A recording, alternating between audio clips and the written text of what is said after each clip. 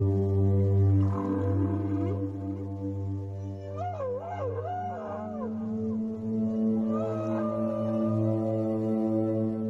of the most exciting scientific findings of the past half-century has been the discovery of widespread trophic cascades.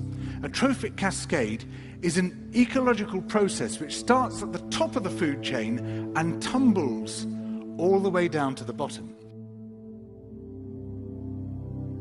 We all know that whales eat fish and krill, and some people, certain politicians in Japan for instance, have argued that killing whales is good for human beings, as it boosts the food available for us to eat. And so you would think. But as the great whales declined, so did the numbers of fish and krill. It seems counterintuitive. Surely their numbers would rise as their major predators disappeared.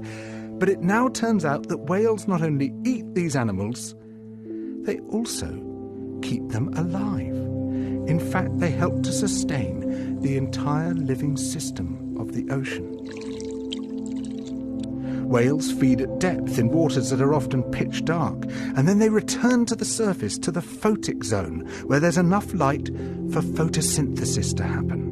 There they release what biologists call fecal plumes, vast outpourings of poo, poonamis. These plumes are rich in iron and nitrogen, nutrients which are often very scarce in the surface waters. And these nutrients fertilize the plant plankton that lives in the only place where plants can survive, the photic zone. Fertilizing the surface waters isn't the only thing the whales do. By plunging up and down through the water column, they also keep kicking the plankton back up into the photic zone, giving it more time to reproduce before it sinks into the abyss. Even today, though whale populations have been greatly reduced, the vertical mixing of water caused by movements of animals up and down through the column of the oceans is astonishingly roughly the same as the amount of mixing caused by all the world's wind and waves and tides. More plant plankton means more animal plankton, on which the larger creatures then feed.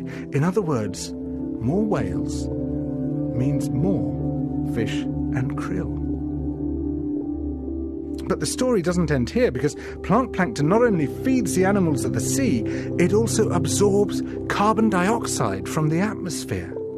When eventually it sinks to the ocean floor, it takes this carbon out of circulation down to a place where it remains for thousands of years. The more whales there are, the more plankton there is. The more plankton there is, the more carbon is drawn out of the air. When whales were at their historical populations, before great numbers of them were killed, it seems that they might have been responsible for removing tens of millions of tons of carbon from the atmosphere every year. Whales change the climate. The return of the great whales, if they're allowed to recover, could be seen as a benign form of geoengineering. It could undo some of the damage we've done, both to the living systems of the sea and to the atmosphere.